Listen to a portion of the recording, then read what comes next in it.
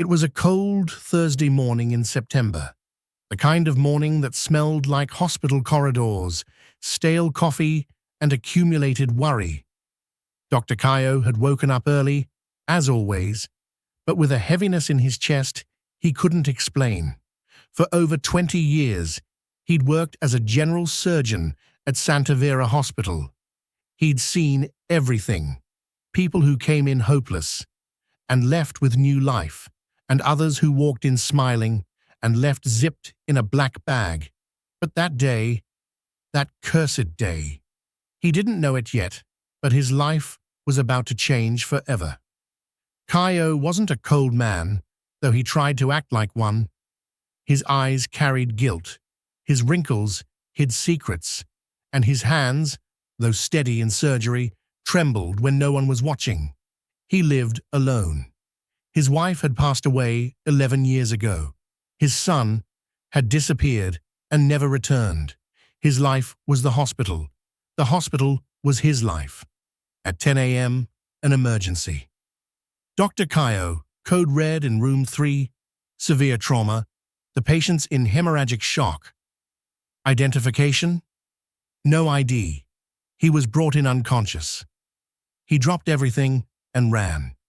In the trauma room, blood pooled around the stretcher. The young man was barely conscious, abdomen torn open, signs of internal bleeding. Start the procedure now. Airway, pressure, O2 saturation. Pressure's dropping fast, doctor.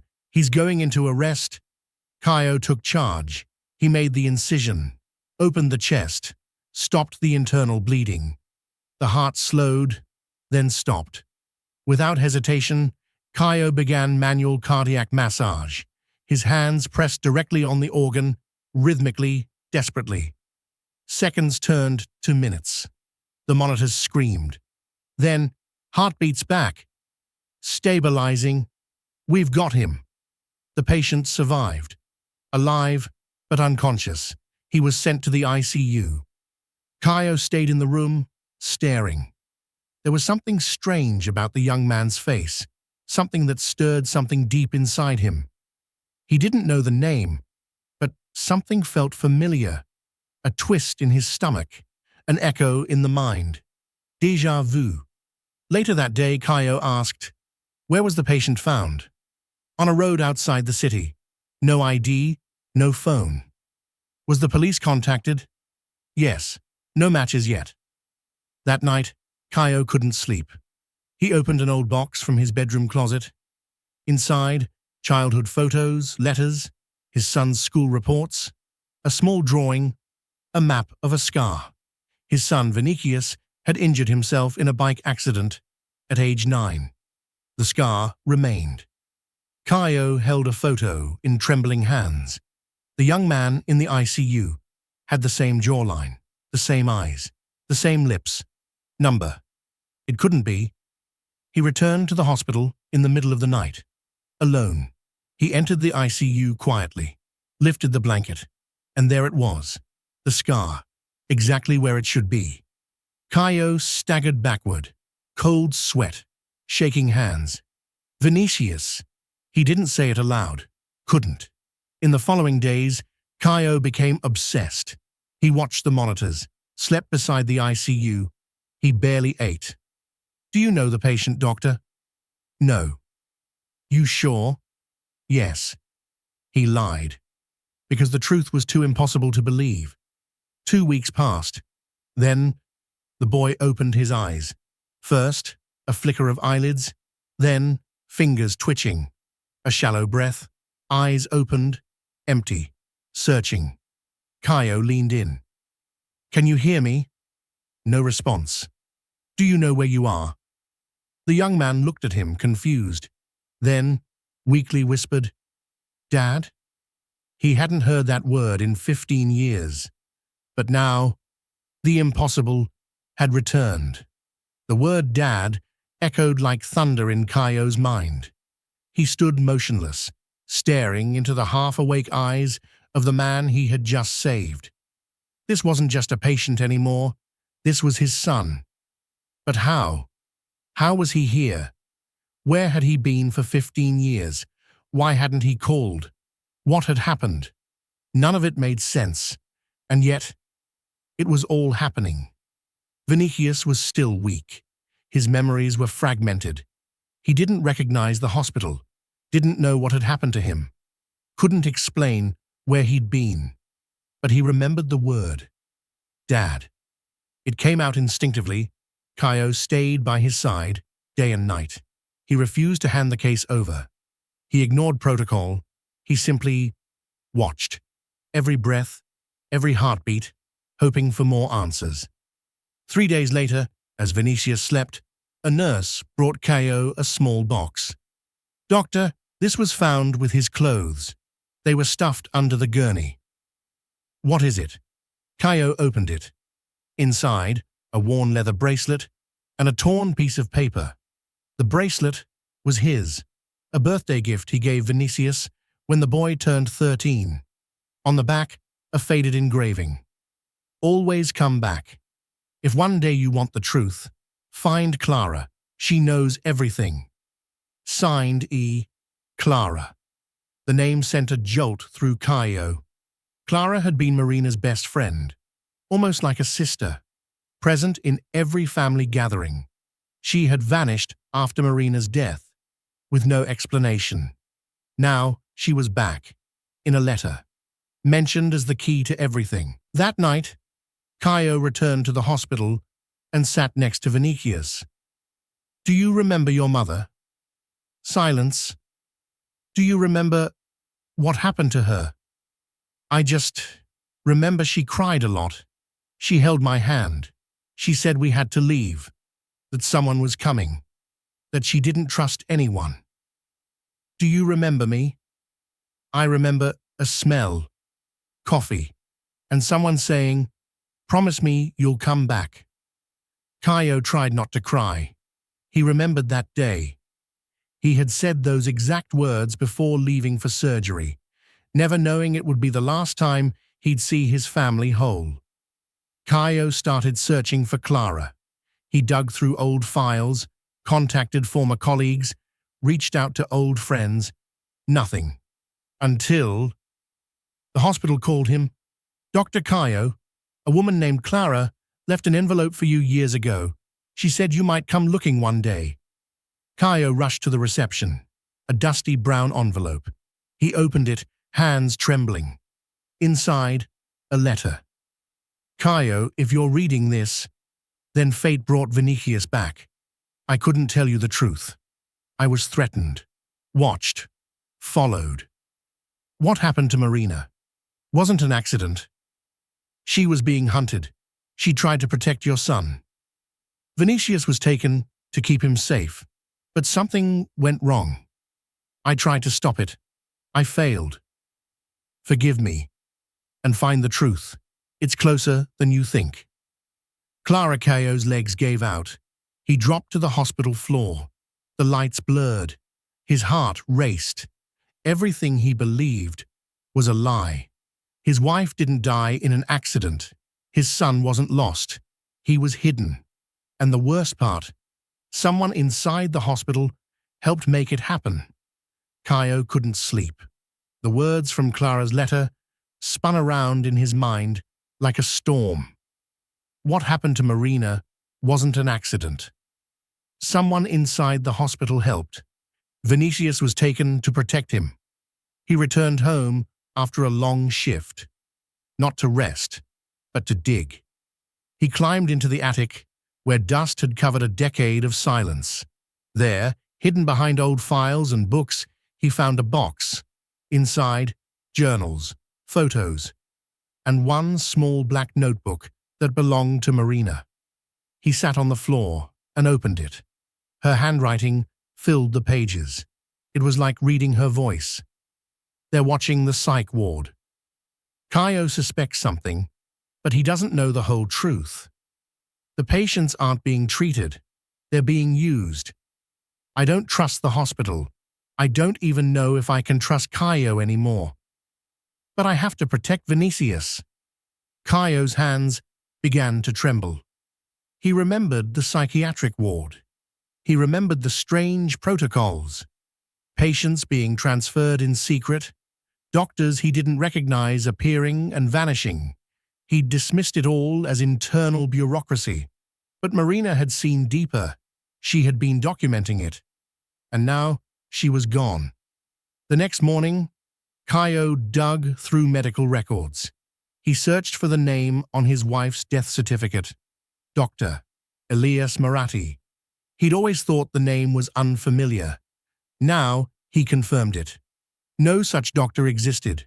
No credentials, no license, no history. Whoever had signed Marina's death had used a false identity. He reached out to the police.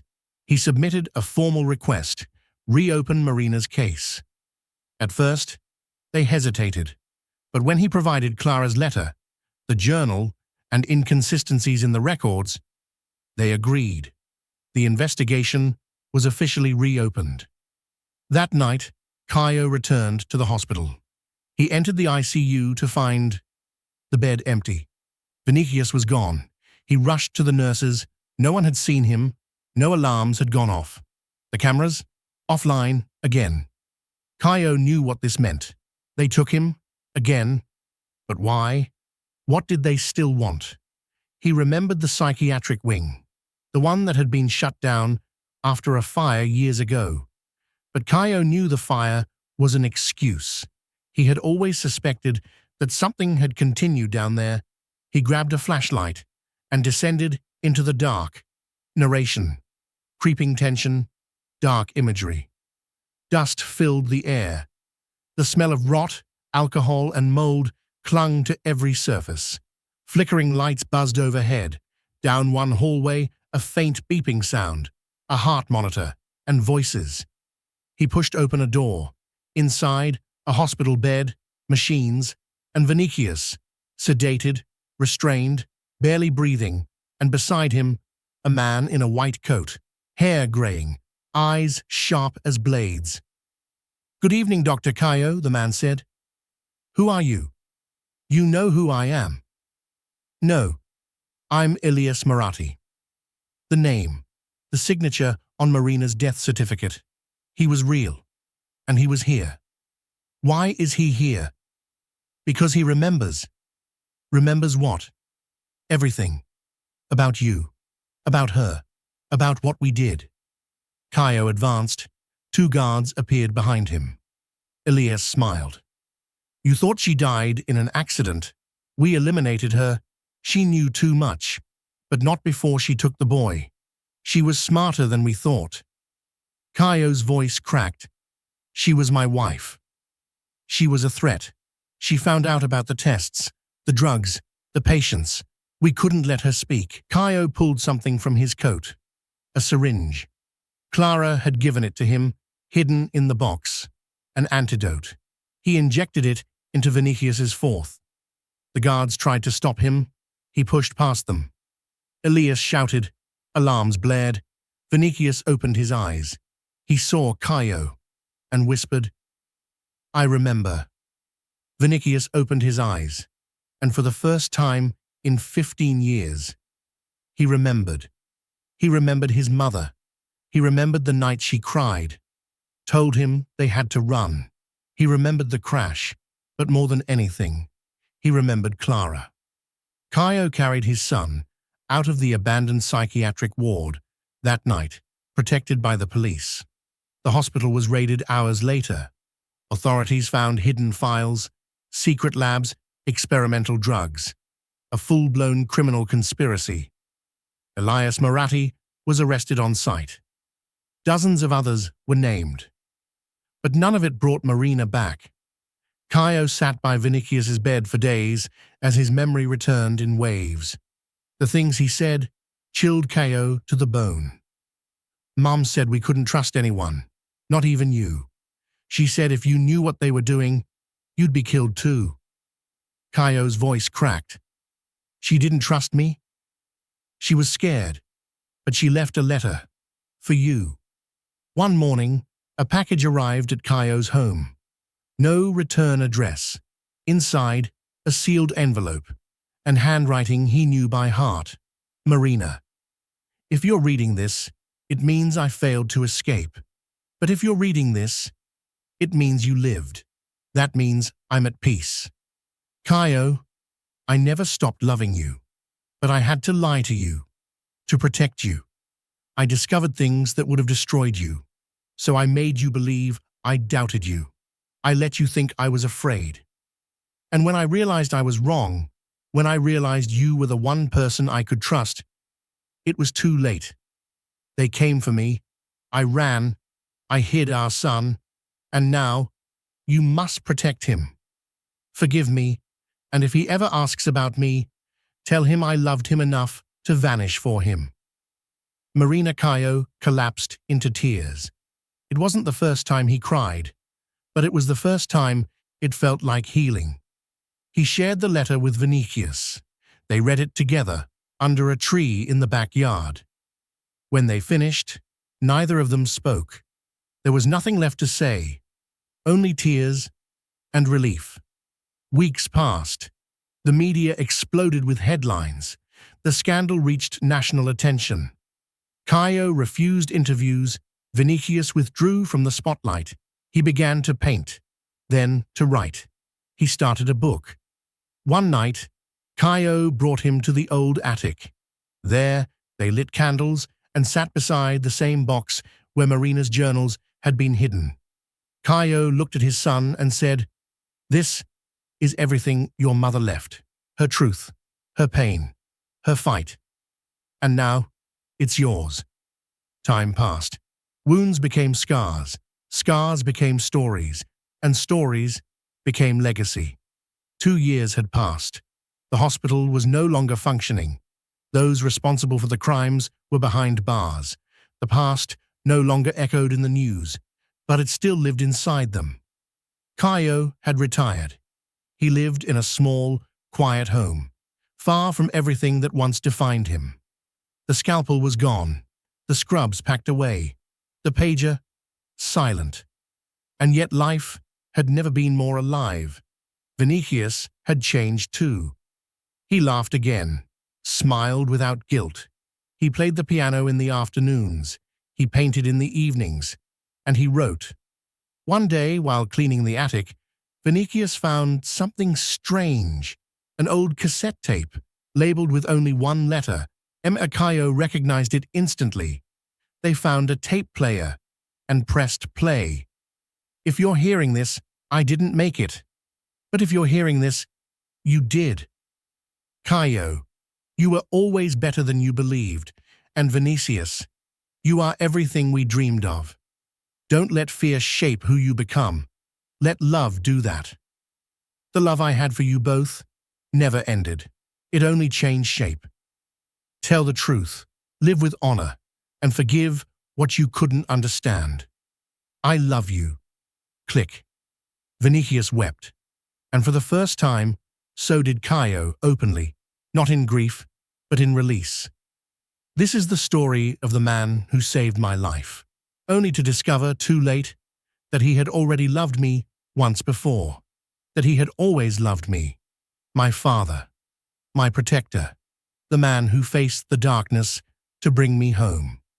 The book became a bestseller, not for its scandal, but for its soul. He holds the book in his hands, closes it, looks at the sky. Next to him, a framed photo. Marina smiling, holding a newborn Vinicius. He looks at her, smiles back, and says gently, "We did it. If this story moved something inside you, then don't leave it here." Subscribe to the channel for more true stories that cut deep and reveal what's hidden behind the silence. Because sometimes the most powerful truths are whispered, not shouted, and we're here to tell them.